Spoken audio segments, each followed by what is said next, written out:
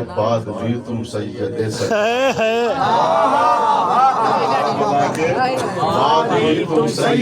سجاد ہو، دوسرا ہوتا تو کہہ دیتا خدا کوئی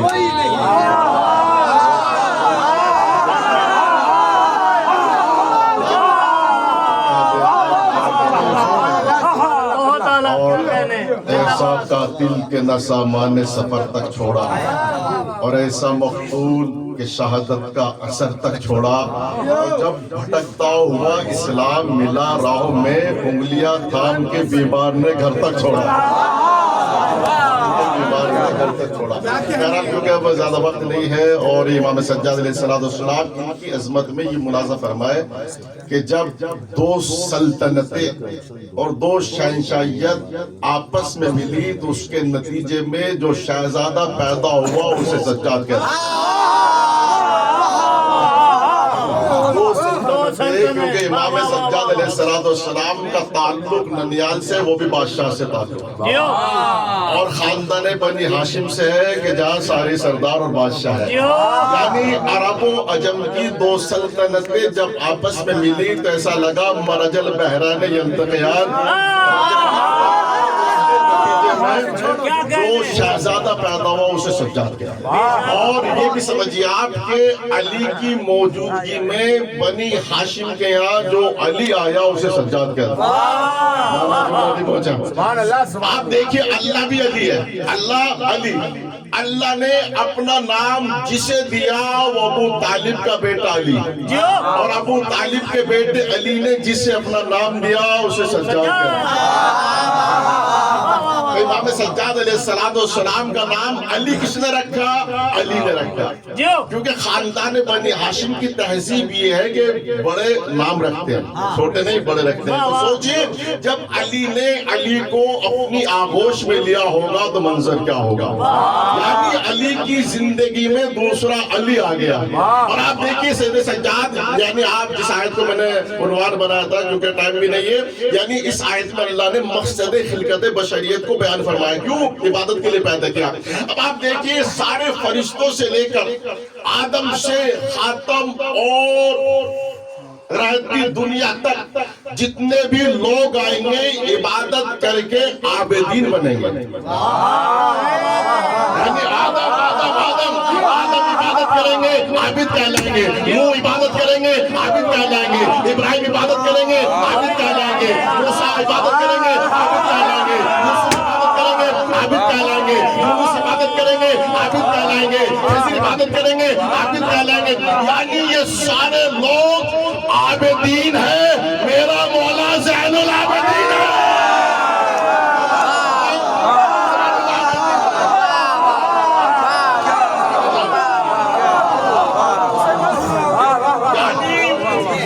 جو عابدین کی زینت ہو اسے سجاد کریں، لفظوں کو بدل کے کہوں، آدم کی زینت سجاد، نوح کی زینت سجاد، ابراہیم کی زینت سجاد، پھر میرے مولا کا لقب سید الساجدین، یعنی سجدہ کرنے والوں سردار۔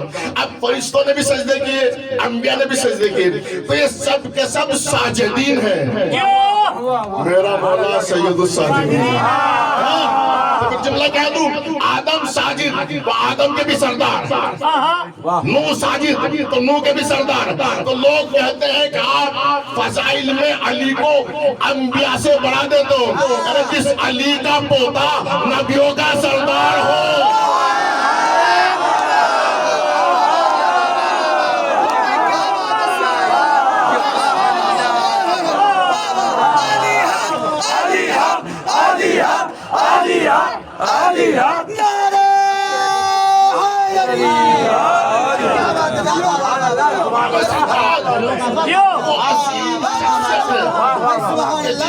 ننیال میں بھی بادشاہت اور جس کے ددیال میں بادشاہت۔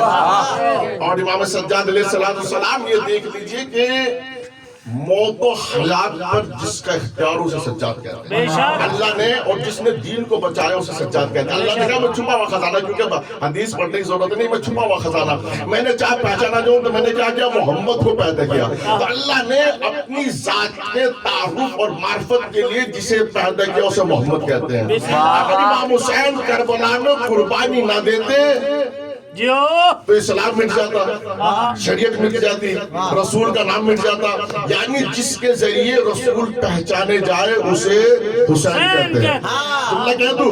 اور کربلا کی ساری قربانیاں کربلا کے دست میں دفن ہو کے رہ جاتی اگر سجاد اپنے خطبوں سے حسین کی قربانیوں کو زندہ نہ کرتے. سنیے, جس کے ذریعے اللہ پہچانا جائے اسے محمد کہتے ہیں. محمد جس کے ذریعے پہچانے جائے اسے حسین کہتے ہیں. حسین جس کے ذریعے پہچانا جائے اسے سجاد.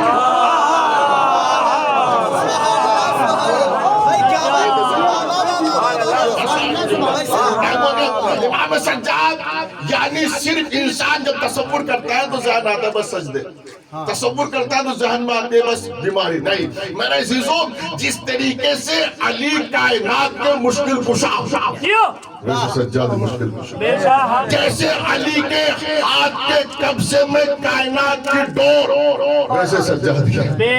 اگر علی مردے زندہ کرے ویسے سجاد کرے. اگر علی سورج پلٹا ہے تو علی جوانی پلٹا ہے.